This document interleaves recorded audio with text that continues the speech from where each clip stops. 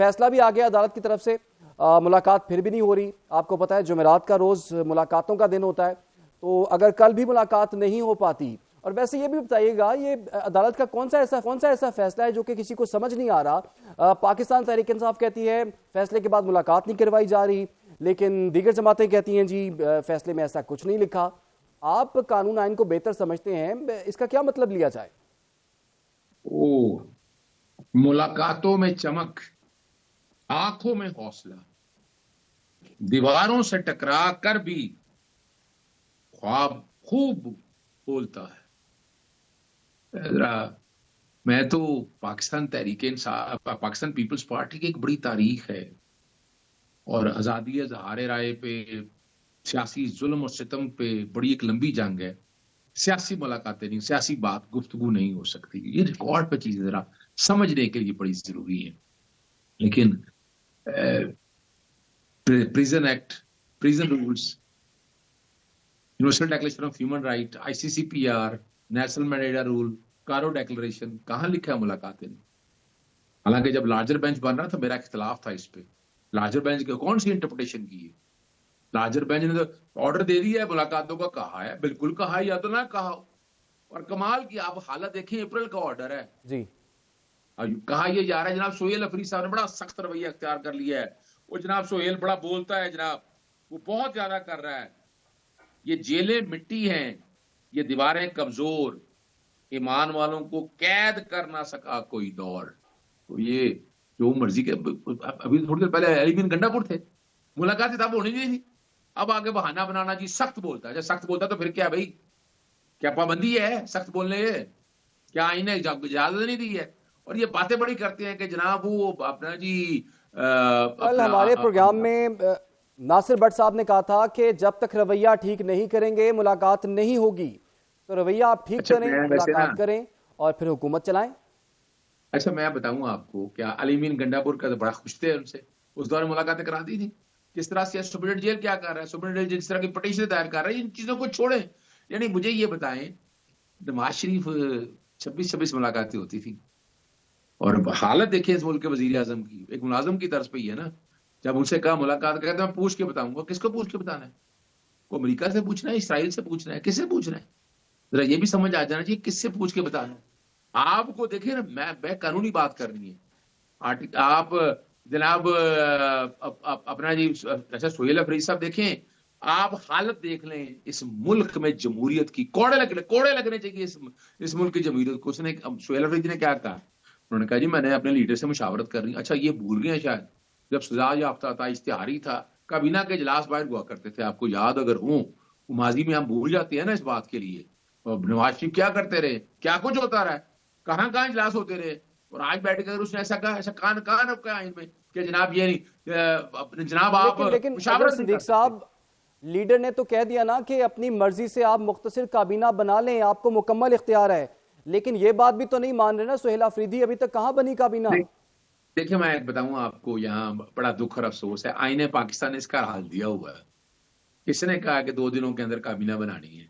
पहले मैं तारीख में ले जाता हूँ, उस्मान बुज़दार साहब, हमजा शरीफ थे, जब हलफ लेना था तो तकरीबन 1.5 साल आपके सामने हमजा उस्मान बुज़दार अकेले चलाता था, अकेले वजीर आला। या बताए मुल्क का नज़्म नहीं चल रहा। यह तो बात होती है, मुस्तफा पैक्स का केस का जिक्र करते हैं, वो वहां बात है कि जब काबीना ने कोई डिसीजन लेने हो या उस हवाले से ऐसी कोई बात हो, ऐसी तो कोई तो बात नहीं आप है। बता देना यानी काबीना क्यों नहीं बना रहे वो फिर?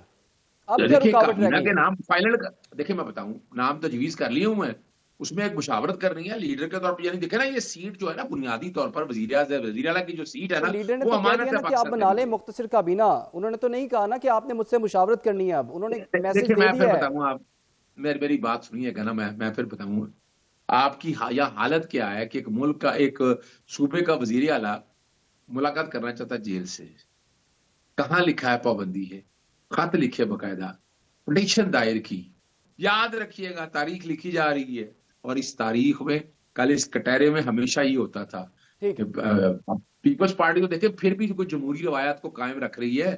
पीपल्स पार्टी तो फिर भी जी जी, इन वो तो बातों पे कहते हैं, वो तो साथ। कहते हैं मुलाकात होनी चाहिए, वो तो इस बात के हक में है। लेकिन समर हारून साहिबा, आपकी जानिब हम आएंगे। मुलाकात को लेके इतना बड़ा इशू बनाया जा रहा है, अब क्यों नहीं होने दी जा रही मुलाकात? क्या उनका हक नहीं है?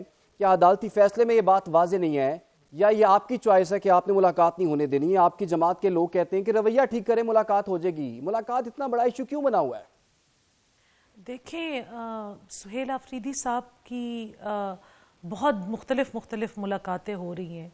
कुछ मुलाकातें वो ऑप्टिक्स के लिए करना चाह रहे हैं, कुछ मुलाकातें वो पसे पर्दा कर चुके हैं, और कुछ मुलाकातें उनकी ऐसी हैं जो पसे पर्दा उन्होंने की हैं और अब वो मंजर आम पर आ गई हैं।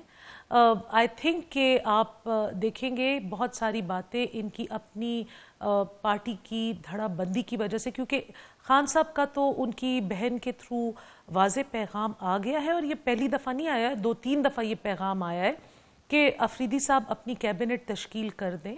वो इस बात में एम्पावर्ड है, एंड आई एम श्योर जब ये बात उन तक पहुंच गई है कि सुहेल आफरीदी ही कैंडिडेट हैं, ये मैसेज पहुंच गया है, तो ये भी मैसेज पहुंच गया होगा कि पिछली कैबिनेट में किन की कारकर्दगी से खान साहब नाखुश हैं। मैं तो हैरान हूं कि किन की कारकर्दगी से खान साहब खुश होंगे, किसकी कारकर्दगी उनको उस कैबिनेट में तसल्ली बख्श लगी है।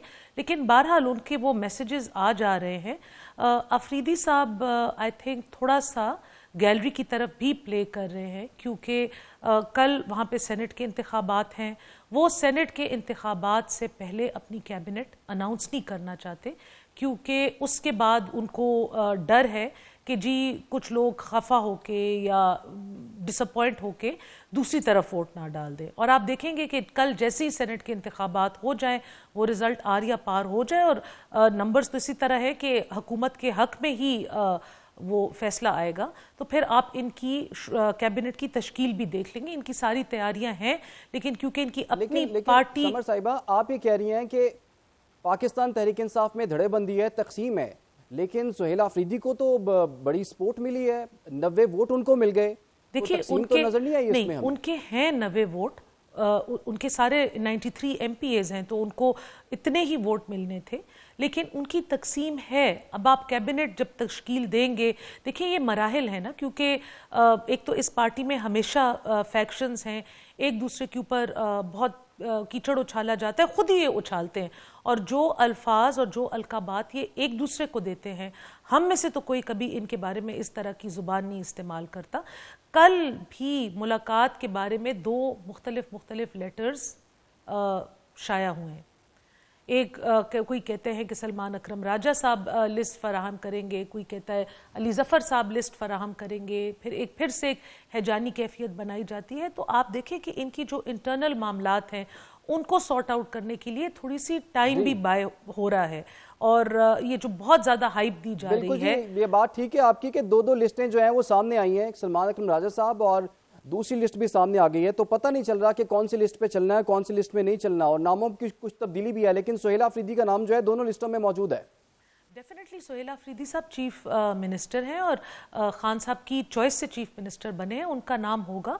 एंड आई एम 100% श्योर कि सुहेल आफरीदी साहब की जब स्टार्स अलाइन होंगे तो उनकी मुलाकात भी हो जाएगी, उनकी और ज़रूरी मुलाकातें हो गई हैं।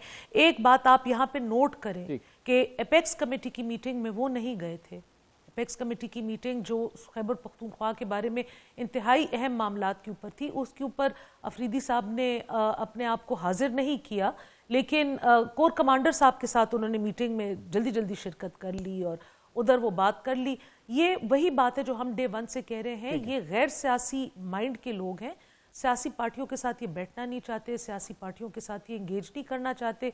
जिनके साथ ये इंगेज करना चाहते हैं उनके साथ इनके अपने रवाबित हैं, और उन्हीं रवाबित के थ्रू फिर ये अपनी लाइन सेट करेंगे। ठीक हो गया शैला साहिबा, जैसे कि विफाक और सूबों ने तो मिलकर ही चलना होता है, यहाँ पर मुलाकात एक नुक्ते पे अड़ी हुई है कि मुलाकात होनी है, मुलाकात नहीं होनी है, अदालत का फैसला आ गया है, फिर भी नहीं होनी। कल जुमेरात का दिन है, फिर दोबारा मुलाकातों का दिन है, फिर 2 लिस्टें सामने आ चुकी हैं, लेकिन कल भी 50-50 मुलाकात नहीं हो रही। आपकी जमात का बड़ा क्लियर स्टांस है इसमें कि मुलाकात हो जानी चाहिए और इसमें कोई रुकावट नहीं डालनी चाहिए, तो अपनी इत्तेहादी हुकूमत को आप मशवरा नहीं देते कि मुलाकात होने दें, कोई रुकावट ना डालें? देखिए, उनकी तरफ से 2 लिस्टें हो या 4 लिस्टें हो, उनमें जितना भी इंतशार हो, ये मेरा मसला नहीं है। मैं तो समझती हूँ इस बात के लिए अदालत के ऑर्डर की भी ज़रूरत नहीं थी। जेल मैनुअल में साफ लिखा हुआ है, ह्यूमन राइट्स के भी तकाजे हैं, उनकी मुलाकात हो जानी चाहिए। उनका हक़ है कि वो अपने लीडर से मशावरत करके अपनी कैबिनेट बनाएं। लेकिन मैं एक बात ज़रूर कहूँगी कि उनको एक शॉर्ट टर्म के लिए एक शॉर्ट कैबिनेट बना के, वहाँ के हालात इतने बुरे हैं उसको भी करना चाहिए, फिर उसको वो रीशफल करते हैं। लेकिन इसमें कोई दो राय नहीं है कि उनकी मुलाकात जो है वो नहीं होनी चाहिए, बिल्कुल होनी चाहिए। किसी अदालत की किसी चीज़ की ज़रूरत नहीं है। और बाकी रही तो देखें, उनके यहाँ मसाइल हैं, और कराची में भी हम देख रहे हैं कि बल्दियाती सेटअप में उन्होंने अपने नुमाइंदों को, जिन्होंने न जमात इस्लामी को वोट दिया न पीपल्स पार्टी को, उनसे लाताल्लुक़ी कर दी है। इसी तरह कश्मीर में भी आप देखें कि तीसरे वज़ीर आज़म आ रहे हैं उनके फॉरवर्ड ब्लॉक बन के, तो मसाइल तो हैं।